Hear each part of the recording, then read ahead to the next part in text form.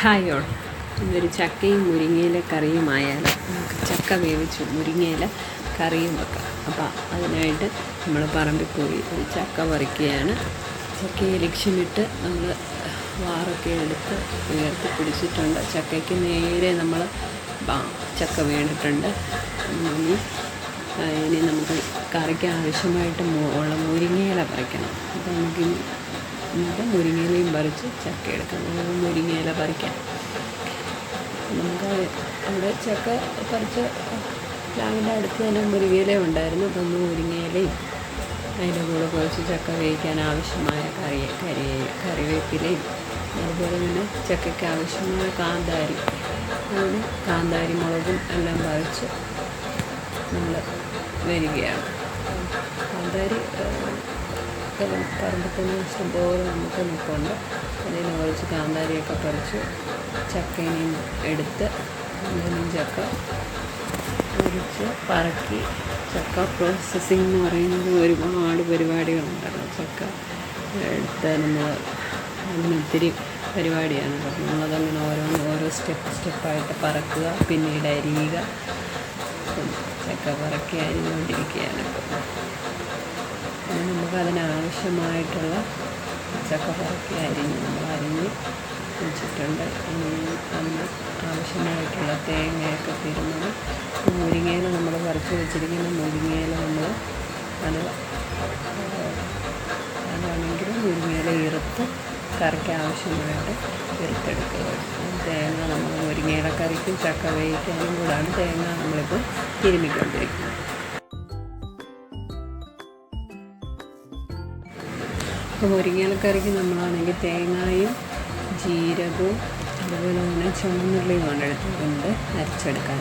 ചക്കയ്ക്കാണെങ്കിൽ തേങ്ങ, മഞ്ഞൾപ്പൊടി, പിന്നെ അതുപോലെ കാന്താരി മുളക്, വെളുത്തുള്ളി, ജീരകം ചേർക്കേണ്ടത് ചേർക്കാം, ജീരകം.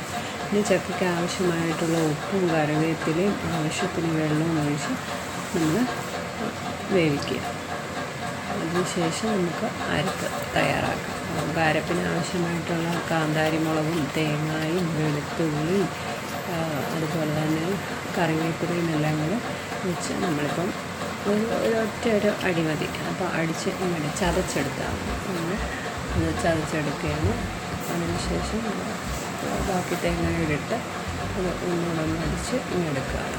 എന്നിട്ട് നമ്മൾ മുരിങ്ങയിലക്കറിക്കുള്ളത് അരച്ചു. ചക്കയുടെ അരപ്പ് കഴിഞ്ഞു. നമ്മൾ ചക്കയ്ക്കുള്ള അരപ്പും ചേർത്ത് ചക്ക അടച്ചു വെച്ച ശേഷം മുരിങ്ങയിലക്കറിക്കുള്ളത് നമുക്ക് നോക്കാം. ചക്കയ്ക്ക് ഇപ്പോൾ അരപ്പ് ചേർത്ത് ഇനി നമുക്കിത് ഒരു 5 മിനിറ്റത്തേക്ക് അത് ആ അരപ്പിലെ വെള്ളം കൂടെ ഒന്ന് പറ്റി ഒന്ന് വെന്ത് പിടിച്ച് വരാൻ വേണ്ടി നമുക്കൊന്നുകൂടെ ഇളക്കി ഒന്ന് അടച്ചു വെക്കാം.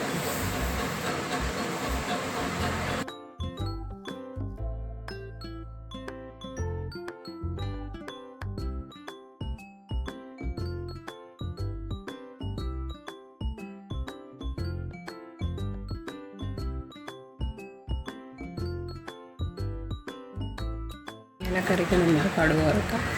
അതിന് നമുക്ക് ചീനിച്ചട്ടി വെച്ച് എണ്ണ ഒഴിച്ച് ചൂടായി വരുമ്പോൾ ഉള്ളി ചെറുതായിട്ട് അരിഞ്ഞത് അത് നമുക്ക് ഇട്ട് കൊടുത്ത് അതൊന്ന് മൂത്ത് വരുമ്പോഴത്തേക്ക് ആവശ്യത്തിന് കടുക് ചേർത്ത് പിന്നെ വറ്റൽമുളക് ഉണ്ടെങ്കിൽ ചേർക്കുക. ഞങ്ങളുടെ ഈ വറ്റൽമുളക് ഇല്ലാത്തതുകൊണ്ട് ഞങ്ങൾ ഇട്ടിരുന്നത്. വറ്റൽമുളകും ഉണ്ടെങ്കിൽ അതും ഇട്ട് മൂത്ത് വരുമ്പോൾ നമ്മൾ ഈ ഇറുത്ത് വെച്ചിരിക്കുന്ന മുരിങ്ങയില അതിനകത്തിട്ട് നന്നായിട്ട് വേവുന്നിടം വരെ ഇളക്കി അത് വെന്ത് സെറ്റാക്കുക. കടുവൊക്കെ ഇട്ട് നമ്മളിപ്പം കടുവൊക്കെ പൊട്ടിയപ്പോൾ നമ്മൾ ഇനിയിപ്പം അതിൻ്റെ അകത്തോട്ട് മുരിങ്ങയില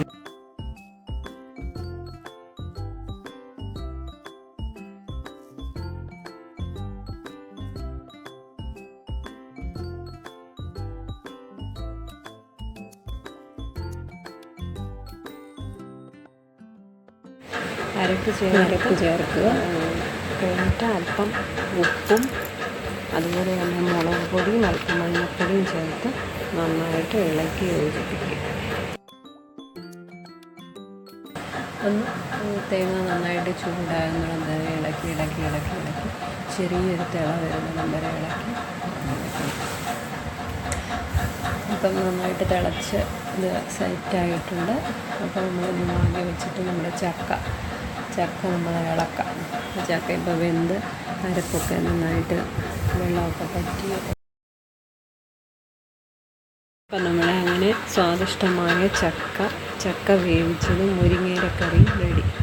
എല്ലാവരും വീട്ടിൽ ട്രൈ ചെയ്ത് നോക്കുക. ട്രൈ ചെയ്ത് നോക്കിയിട്ടുള്ളവർ കമൻറ്റ് ഇടുക. ഓക്കെ, ഇങ്ങനെ ഉണ്ടായിരുന്നു. അടിപൊളി കോമ്പിനേഷനാണ്. Okay, thank you for watching.